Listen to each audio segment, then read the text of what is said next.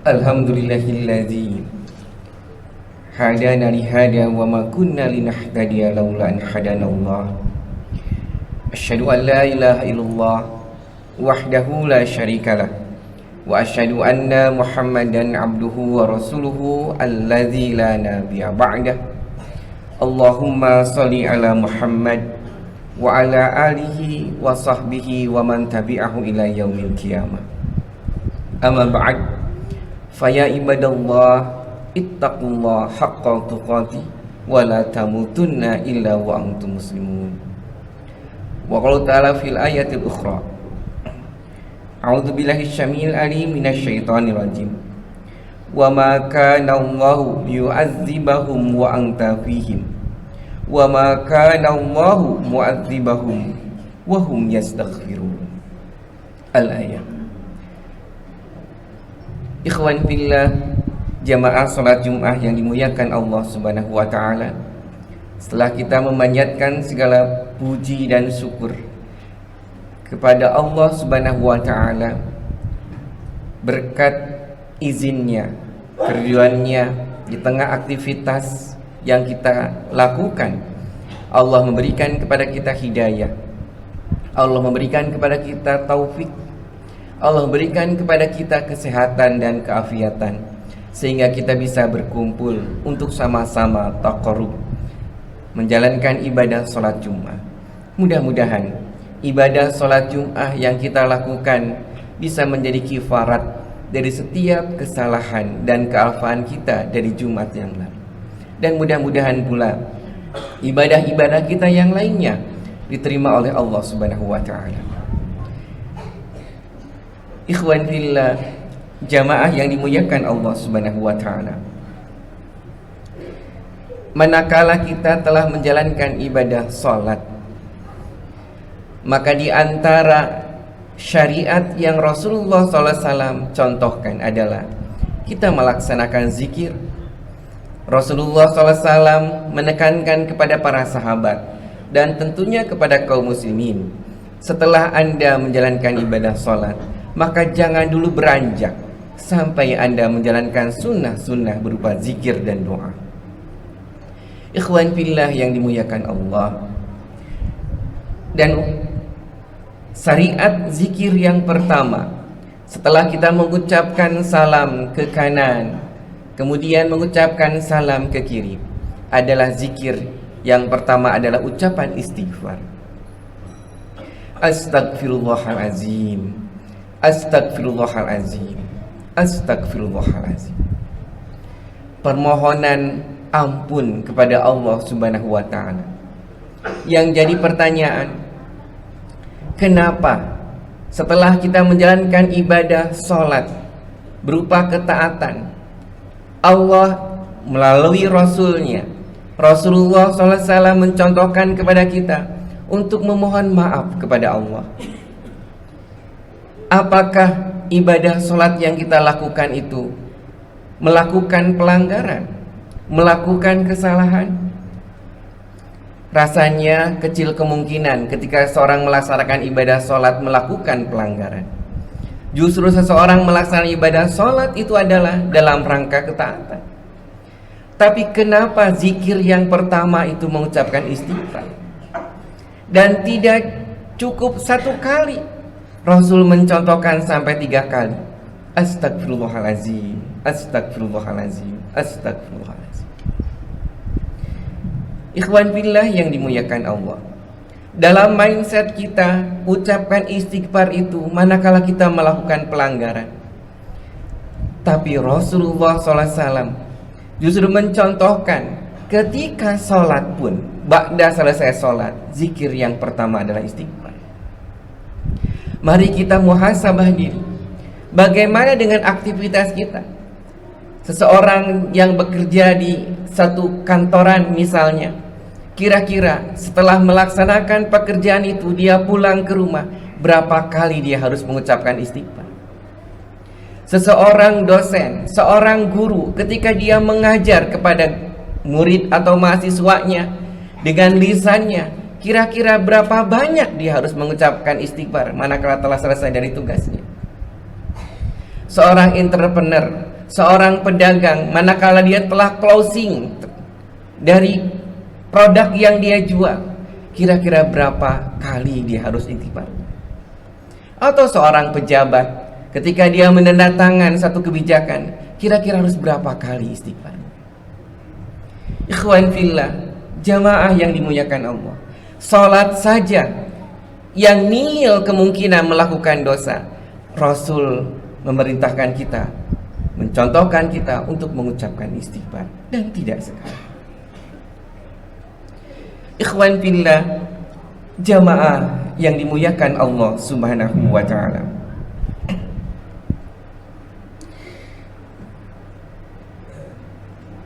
yang kedua, Allah Subhanahu wa ta'ala menciptakan umat manusia.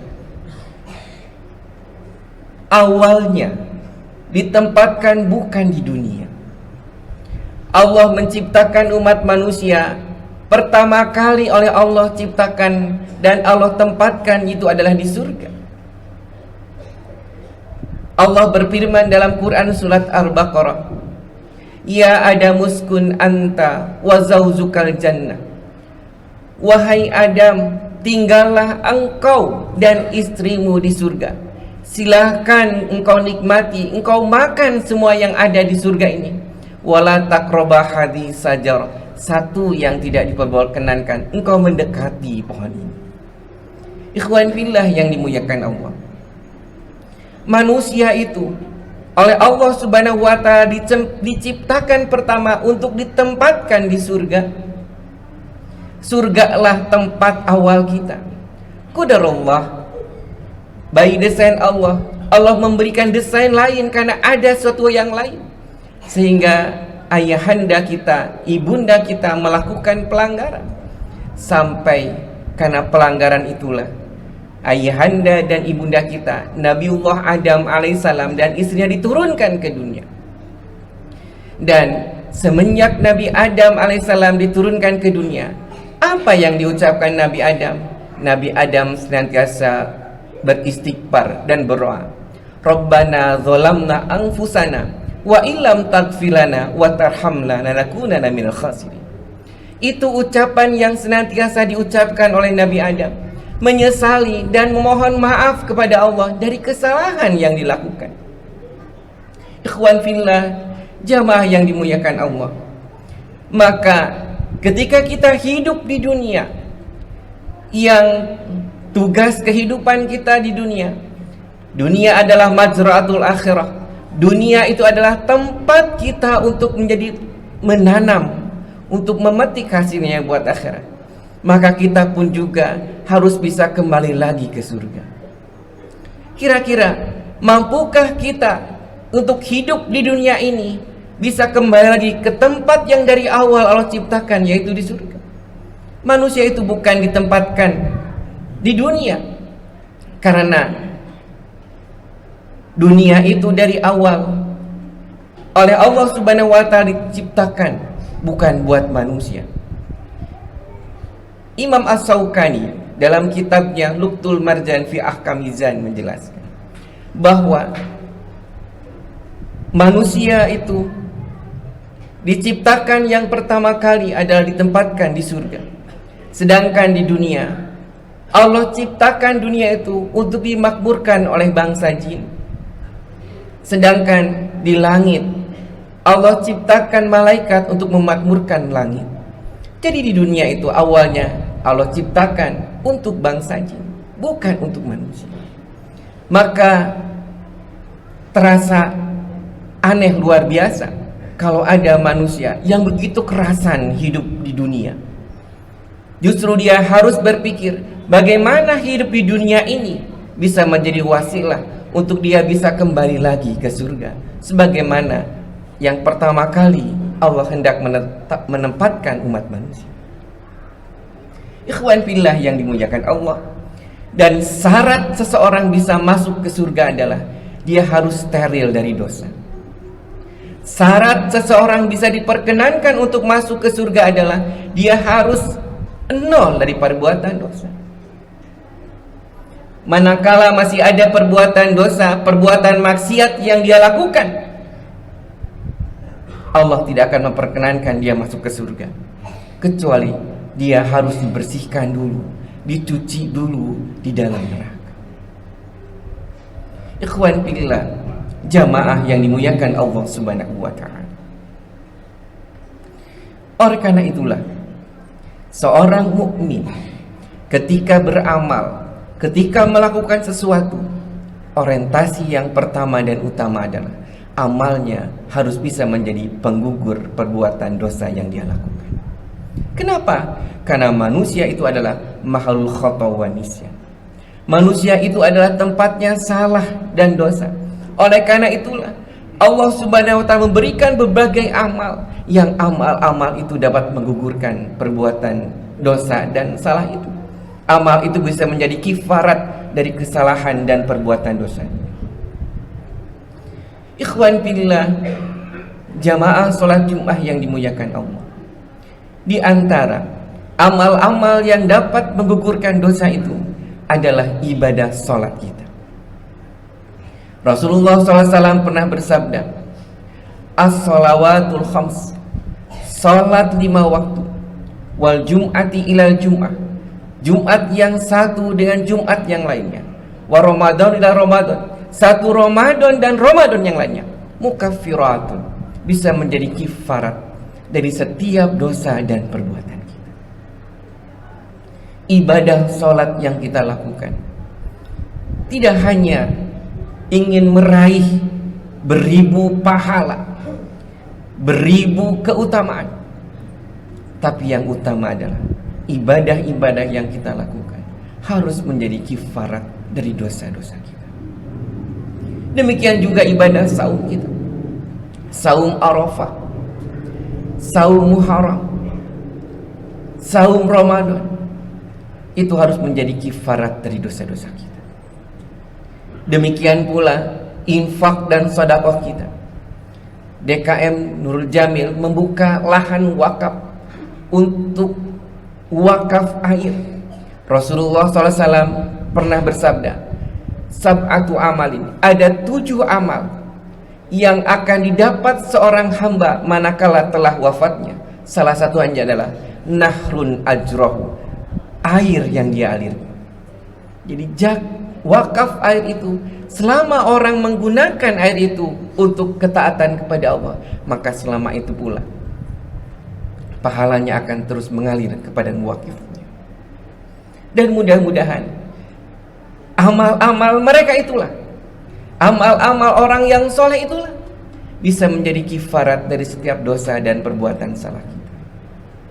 Ikhwan fillah, jamaah yang dimuliakan Allah, kalau seseorang beramal, kemudian dia motivasinya untuk mendapatkan keutamaan, salahkah tidak? Tentu tidak salah. Tidak salah seseorang beramal, motivasinya untuk mendapatkan keutamaan, tidak salah. Sebagaimana seseorang ibadah ke tanah suci, salat di Masjidil Haram, salat di Masjid Nabawi, salat di Masjid Nabawi pahalanya 1000 kali di masjid yang lainnya. Salat di Masjidil Haram 100.000 kali. Demikian juga ibadah salat berjamaah pahalanya 27 derajat daripada salat sendiri. Tidak salah kita melakukan amal, motivasinya untuk mendapatkan keutamaan. Tapi kalau kita beramal sekedar mengejar keutamaan, maka baru level basic, hanya baru level standar pengetahuan keislaman kita. Kita harus tingkatkan pengetahuan keislaman kita, harus sebanding dengan pengetahuan umum kita. Jangan sampai kita berlevel S1, S2, S3, tapi kemampuan pemahaman keislaman kita masih standar anak TK atau anak SD. Kita harus tingkatkan kemampuan pemahaman kita. Di antara peningkatan kepemahaman keislaman kita adalah kita beramal untuk meraih ampunan Allah.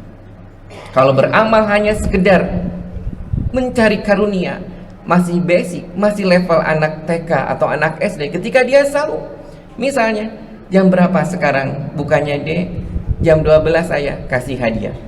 Besoknya jam berapa dek? Asar ayah, kasih hadiah. Besoknya jam berapa dek? Sampai maghrib, kasih hadiah. Itu hanya baru level anak dasar. Maka pemahaman keislaman kita harus tingkatkan. Apa yang kita lakukan harus menjadi kifarat dari setiap perbuatan dosa kita. Salat kita harus menjadi kifarat. Saum kita harus menjadi kifarat. Infak sedekah kita harus menjadi kifarat kepada kita. Kemudian salat lail kita harus menjadi kifarat dari setiap kesalahan dosa kita. Dan apapun yang kita lakukan harus menjadi kifarat dari setiap kesalahan dan dosa kita. Barakallahu fi wa lakum.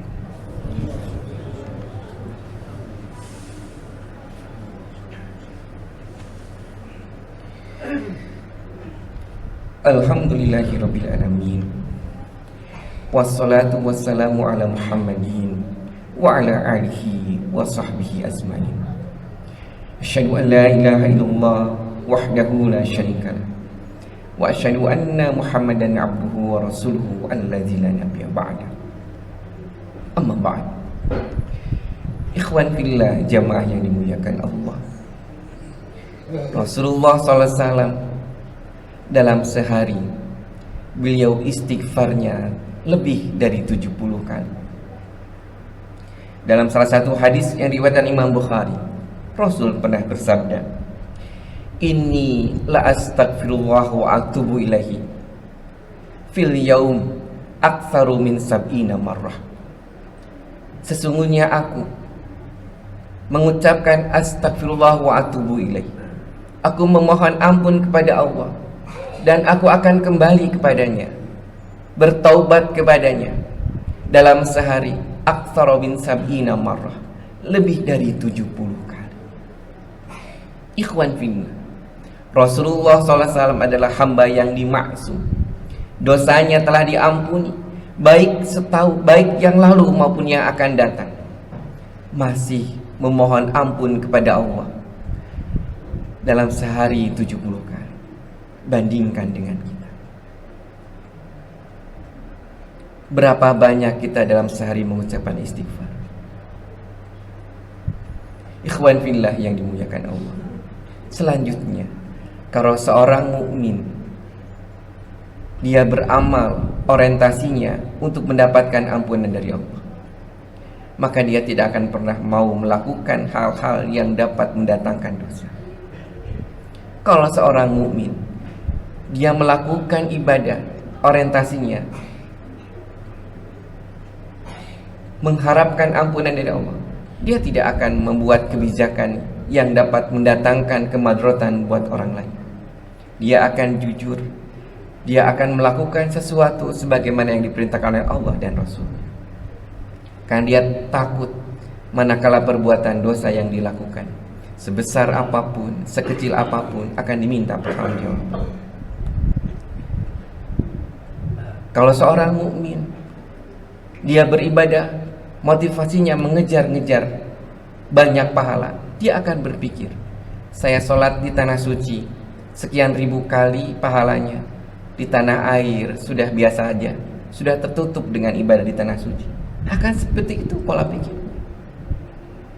Tapi kalau seorang mukmin dia melakukan aktivitasnya mengharapkan keridhaan Allah, mengharapkan ampunan dari Allah, maka dia tidak akan pernah melakukan perbuatan kecurangan, membuat sesuatu yang merugikan orang lain, membuat sesuatu yang dapat mendatangkan kemudaratan kepada orang lain.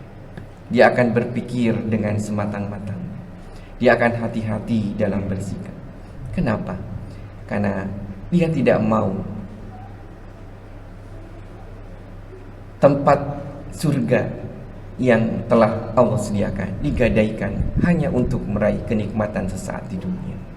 Mudah-mudahan apa yang kita lakukan bisa menjadi kifarat dari setiap kesalahan-kesalahan kita.